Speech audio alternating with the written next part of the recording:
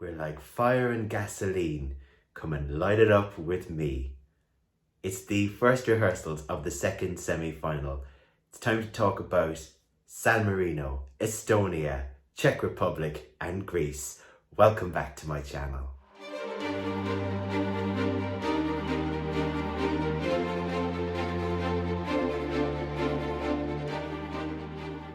And what a way to start today.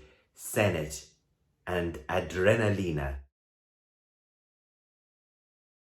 Boy oh boy, what a way to open the second semi-final with Senhit and Adrenalina. The first impressions that we get are her wearing a gold mask. It's very ornate, and around it there are the images of the Madonna and Child, very traditional religious symbols.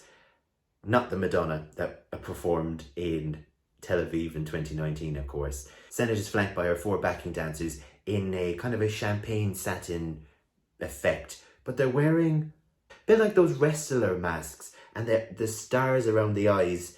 It's very different, very catching, but as the photos show, she's smiling with them and they're having a great time. The use of the diamond stage, as seen in her video, is there, and it revolves with her laying upon it. Her dancers join her on there as well. Across the backdrop and on the stage floor, we get to see visuals of the music video, the big pink wig, the flamboyancy, the excited and over-exaggerated everything that was thrown into that video. So much has been said about this song, mainly down to the fact that she actually got a featured rapper, the Flowrider, to get involved in it. There are 2 versions of the song. There's the Senhit version and there's the Senhit featuring Flowrider version. Of course, the big question is Flowrider going to join her on stage in Rotterdam? This morning, a stand-in was used, so they have retained the rap elements. So my guess and the assumption would be that it's very likely that the man himself will join. Nothing confirmed, but the fact that this version of the song, and not her version standalone, but the one including the rap, has been used, I'm thinking he's going to be there. So watch this space. Pyro was used at the end when Senhit has made her way to the satellite stage out front. But what a way to start semi-final 2. It's definitely qualifying, no doubt about it. When you think about Serhat in 2019 and now you think of Senhit in 2021, San Marino have upped the odds massively. So much time and energy has been put in, so much has been spent on this. San Marino are a contender and it's fantastic. From the high energy, camptastic nature of Adrenalina, we move on to the slowed down drama of Uku for Estonia. This song retains so many of the key components that it had in the national final. The dark staging, his costume is the same, the white shirt with the bow tie down the side. Blue really seems to be the colour for that backdrop, and each time that sound in the song happens, the you get to see lightning bolts just in time on the back LED screen. He begins the song down on his knees. Behind him, there's a large white circle, bit like a moon silhouette, bit like a James Bond effect. When he's up on his feet and the first chorus kicks in, there's that moment similar to the performance in Tallinn where so it cuts away from the live stage and it goes to the pre-recording of the body entering into the dark blue waters. Then it comes back again to him singing live, and that's used really effectively to bring across that story and to really heighten the drama. Later in the song, he gets down on one knee and he touches the stage floor, and as he does, red is seen for the first time, and that then, when he stands back up, is flashing visible on the back screen. Vocally, he's good.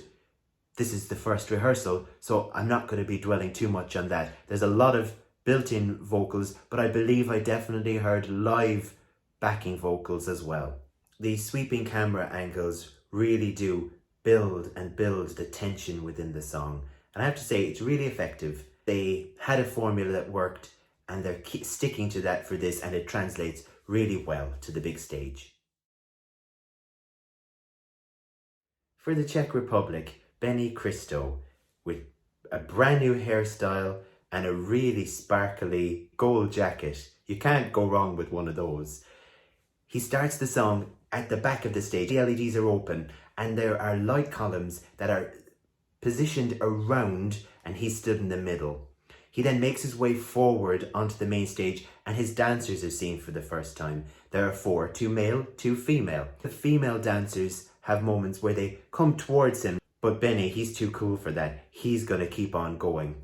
They make good use of the front, and that's where it ends. Czech Republic, checkered past, but they have been in the final in 18 and 19, and of course they're gonna want to get in there again. Going off the video that was made for the song, we didn't really know what to expect from the staging. So they had a blank canvas, as it were. I'm sure that with a bit more honing and a bit more fine tuning, that will translate a lot better through the camera, and we as viewers will be able to engage more. From what we've seen in the first run-throughs, the energy levels could do with being upped more. Granted, it's the first rehearsal, but you do want to see that they're firing on all cylinders. Benny, you can see that he's great fun. So if that can translate more and be brought out more throughout the rehearsals, then there would definitely be a shot for Czech Republic to qualify. For Greece, it's Stefania and Last Dance. My goodness, what they're trying here is extraordinary.